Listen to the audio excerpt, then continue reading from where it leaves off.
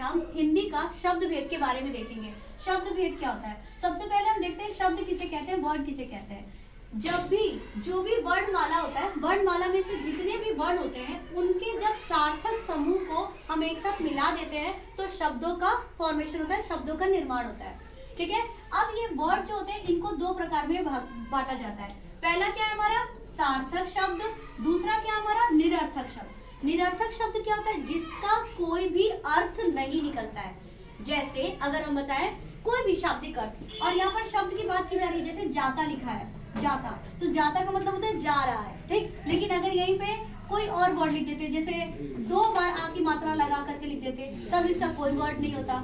जात लिखते तो आ जाता, ताजा लिखते तो भी आ जाता, ताजा लिखते तब आता, ठीक। लेकिन अगर मैं ऐसे नॉर्मली लिख दी तो ये निरर्थक शब्द हो गया। यानी वर्णों को कैसे भी करके नहीं लिखना हमें। क ख ग, ये क्या कोई शब्द है? नहीं है। क्यों? ये भी तो वर्णों का समूह है, तो शब्द तो बन गया, लेकिन ये निरर्थक शब्द है। इसीलिए निरर्थक शब्द का कोई भी अन्य प्रकार नहीं होता। ठीक है, बात करते हैं सार्थक शब्द की। सार्थक मतलब क्या होता है? जिसका कोई मीनिंग निकलता है। ठीक है, जैसे मान लीजिए सिर्फ 2 ही वर्ण लीजिए और फिर भी उसकी मीनिंग निकल गई, ठीक है, तो वो सार्थक शब्द हो जाएगा। अब सार्थक शब्दों को 4 प्रकार में बांटा जाता है और ये आपके एग्जामिनेशन पॉइंट ऑफ व्यू से बहुत ज्यादा इंपॉर्टेंट है। अब ध्यान दीजिएगा यहाँ पर। सबसे पहला अगर हम देखें सार्थक समूह का, सार्थक शब्द का जो पहला टाइप है वो है आपका उत्पत्ति के आधार पर या स्रोत के आधार पर। उत्पत्ति मतलब ओरिजिन, किसी भी चीज की उत्पन्न वो कहाँ से हुआ है, तो उसके आधार पर अगर हम देखें तो शब्दों को हम जनरली 5 प्रकार में डिवाइड करते हैं। सबसे पहला अगर हम देखें तो आप लोगों ने सुना होगा बचपन से तत्सम, तद्भव, देशज, विदेशज और नेक्स्ट है हमारा लास्ट है संकर। ये थोड़ा नया लग रहा होगा, अब इसके बारे में डिटेल में देखते हैं। सबसे पहले अगर हम देखें तत्सम शब्द क्या होता है? शब्द इसको याद करना है। कैसे याद करेंगे? सम का मतलब क्या होता है? समान। सम का मतलब समान।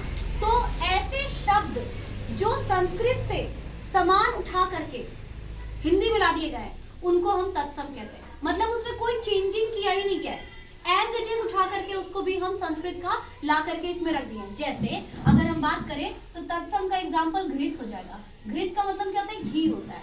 घृत क्या है? एक संस्कृत वर्ड है। समझ में आ रहा है? घृत क्या है? एक संस्कृत वर्ड है। तो ये हम घृत हिंदी में भी अगर हम बोल रहे हैं तो वो आपका क्या हो जाएगा? तत्सम हो जाएगा। और इसी को चेंज करने के लिए आता है तत्सम तद्भव, बचपन से करते आ रहे हैं तो घी हो जाएगा, तो ये तद्भव है।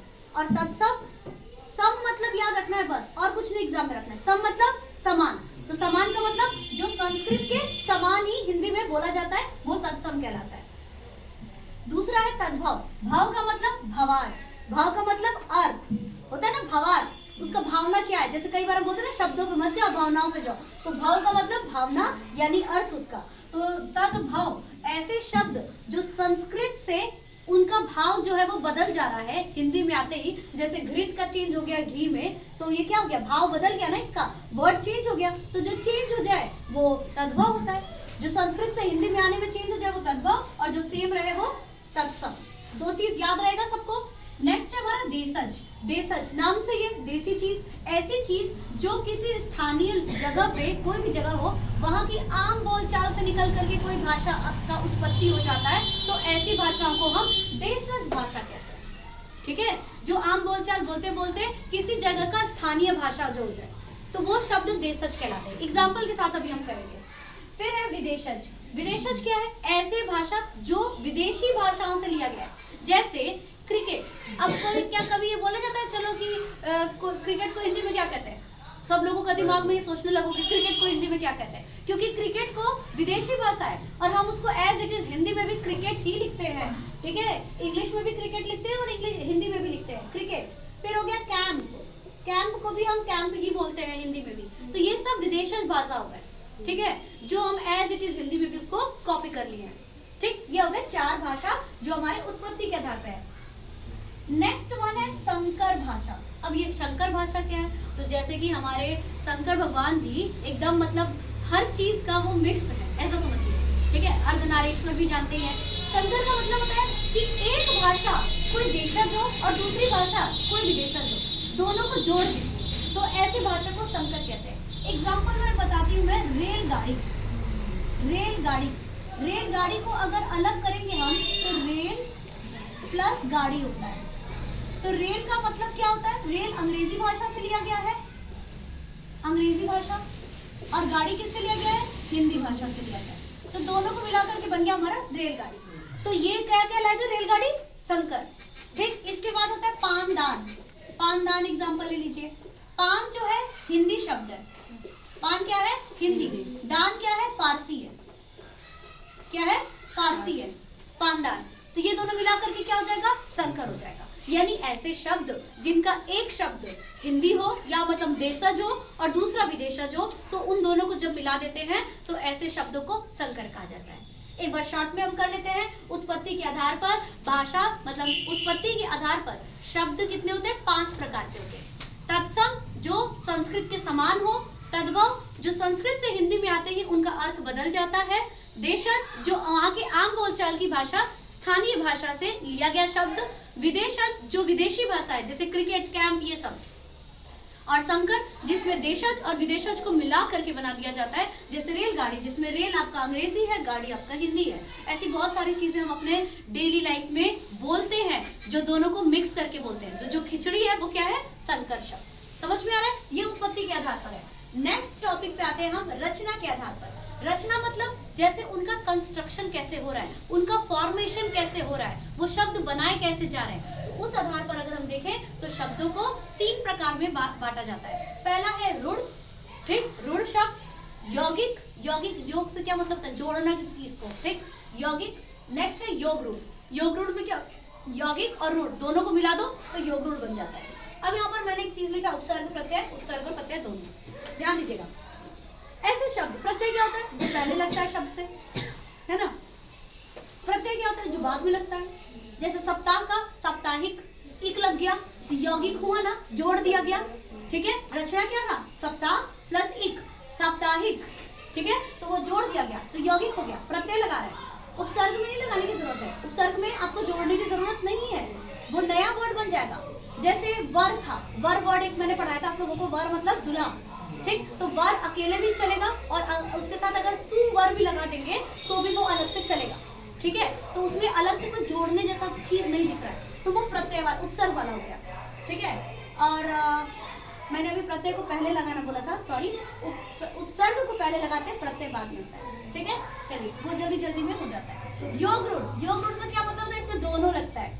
समझ में आ रहा है? यौगिक भी है और रूढ़ भी है। तो रचना के आधार पर भाषा, शब्द 3 प्रकार का होता है, रूढ़, यौगिक और योग रूढ़। याद रहेगा। नेक्स्ट आते हैं हम अर्थ के आधार पर शब्द कितने होते हैं। अर्थ के आधार पर अगर हम देखें तो सबसे ज्यादा एग्जाम में ये एक टॉपिक से हमारे एग्जाम में क्वेश्चन बनता है, एक टॉपिक से। अर्थ क्या है? अर्थ के आधार पर पहला है एकार्थी। एकार्थी मतलब शब्द अर्थ जिसका एक अर्थ हो, शब्द अर्थ हो गया एक अर्थ। अनेकार्थी जिसके बहुत सारे अर्थ हो। ठीक है, पर्यायवाची, पर्यायवाची भी आप सबने बचपन से पढ़ा होगा, एक एक करके हम करेंगे इसको। विपरीतार्थी यानी कि विपरीत शब्द। ठीक है, सिनोनिम्स, एंटोनिम्स सब इसमें हम करेंगे एक एक करके चैप्टर। तो ये अर्थ के आधार पर शब्दों का विभाजन है।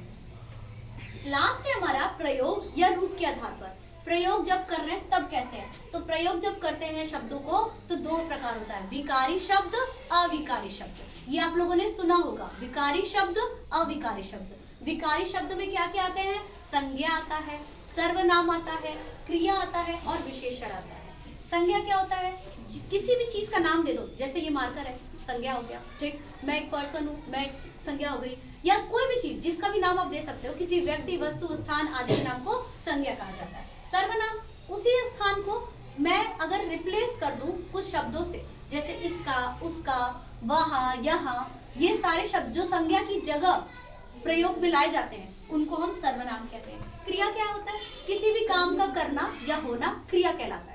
ठीक है, जैसे नाचना, गाना, खाना, पीना, ठीक, ये सोना, ये सब कुछ क्या है? क्रिया है, जिससे काम का होने का पता चलता है, वर्ब जिसे कहते हैं। नेक्स्ट है विशेषण। विशेषण क्या होता है? जो विशेषता बताता है। किसकी विशेषता? संज्ञा या सर्वनाम की विशेषता। ठीक है, एडजेक्टिव कहते हैं इसको। एडजेक्टिव यानी कि जो नाउन और प्रोनाउन की विशेषता बताए, क्वालिफाई करे। जैसे यह लड़की सुंदर लिखती है, तो क्या ये विशेषण होगा? नहीं होगा, क्यों? क्योंकि सुंदर लिखती है बोला जा रहा है, तो लिखावट वो क्रिया विशेषण हो जाएगा और वो क्या हो जाएगा? अविकारी हो जाएगा। अगर मैं बोलती यह लड़की सुंदर है, तब वो विशेषण होता, क्योंकि यहाँ पर लड़की सुंदर है बताया जा रहा है, ठीक है। राइटिंग को सुंदर नहीं कहा जा रहा, लड़की को कहा जा रहा। तो जब कोई शब्द संज्ञा या सर्वनाम की विशेषता बताए तो उसको हम विशेषण कहते हैं, और जब कोई शब्द क्रिया की विशेषता बताए उसको क्रिया विशेषण कहते हैं। और क्रिया विशेषण क्या है? अविकारी शब्द है। क्रिया विशेषण क्या है? अविकारी शब्द है। संबंध बोधक शब्द, संबंध बोधक मतलब इंग्लिश में इसको प्रीपोजिशन कहते हैं, ठीक है। इंग्लिश में पढ़ते हो ना, on the table, under the table, है ना, बिहाइंड द टेबल, ये सब चीजें। तो प्रीपोजिशन संबंध बताता है। किसके बीच में संबंध? किसी वस्तु यानी मतलब दो संज्ञाओं के बीच में संबंध, या फिर दो, एक संज्ञा एक सर्वनाम के बीच में संबंध। जैसे अध्यापिका कुर्सी पर बैठी है, तो पर जो हो गया वो क्या हो गया? संबंध बोधक, क्योंकि अध्यापिका क्या है? संज्ञा, कुर्सी क्या है? संज्ञा, और दोनों के बीच में संबंध क्या है? कि उसके ऊपर बैठी है, तो ऊपर क्या हो जाएगा? ऊपर या फिर पर क्या हो जाएगा? आपका संबंध बोधक। यानी ऐसे शब्द जो संज्ञा के बीच में संबंध बताते हैं उनको हम संबंध बोधक शब्द कहते हैं। नेक्स्ट है समुच्चय बोधक, इंग्लिश में कहते हैं कंजक्शन। अब यहाँ से दोनों तो याद कर सकते हैं, पार्ट्स ऑफ स्पीच और इंग्लिश वाला दोनों सेम ही है, ठीक, नाम बस अलग है। समुच्चय बोधक, समुच्चय बोधक को बोलते हैं कंजंक्शन, यानी जोड़ देना, समुच्चय बोधक को जोड़ देना। जैसे राम और सीता घूमने गए, ठीक, तो और जो शब्द है वो समुच्चय बोधक है, ठीक है। Ram and Shyam, and, but, if, because, ये सब क्या होते हैं? कंजंक्शन कहलाते हैं। तो वैसे यहाँ पर जगह क्योंकि, चूंकि, यदि, यद्यपि, ठीक है, ये सारे शब्द क्या हो जाएंगे? समुच्चय बोधक हो जाएंगे। नेक्स्ट है हमारा विस्मयादि बोधक। विस्मयादि बोधक का तो सबसे अच्छा है, साइन हमारे एक्सक्लेमेशन मार्क लगता है। विस्मयादि बोधक को क्या कहते हैं? विस्मयादि बोधक को हिंदी इंग्लिश में एक्सक्लेमेटरी कहते हैं, और ये मार्क को क्या बोलते हैं? Exclamation mark. हिंदी में विस्मयादि चिन्ह कहा जाता है। क्या मतलब होता है इसका?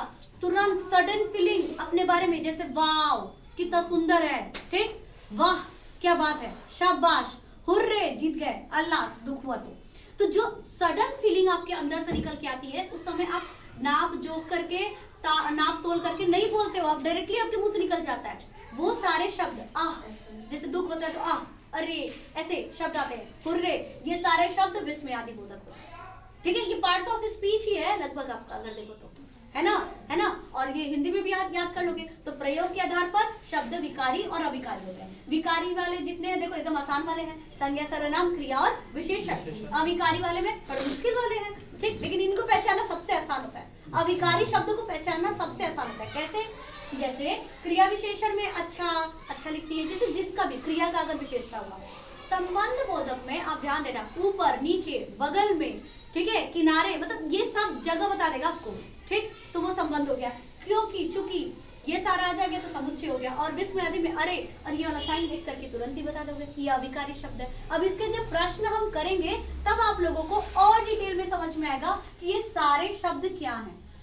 ये आपके हिंदी ग्रामर का एकदम मतलब बेसिक है, अगर हम वर्ण के बाद वाला चैप्टर पढ़ते हैं, क्योंकि वर्ण क्या है? वर्ण तो बेसिक हो गया, फिर वर्णमाला, वर्णमाला के बाद क्या आता है आपका? शब्द, और शब्द के बाद ही तो हम कुछ और आगे पढ़ सकते हैं। तो शब्दों के प्रकार आप डेफिनेटली याद कर लीजिए इसको, और यहाँ से एग्जाम में प्रश्न जरूर आएगा। Hope you like this video, please, thank you.